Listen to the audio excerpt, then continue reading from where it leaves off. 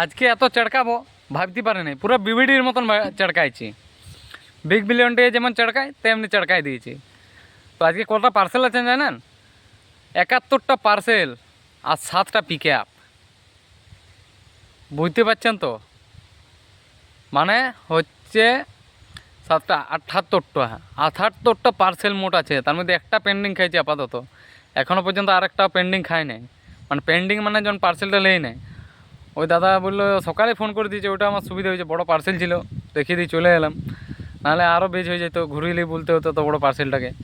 তো এইভাবে সকালে বলে দিলে ভালো হয়, কিন্তু পেন্ডিং খেলাম এটা তো কষ্টও বটে।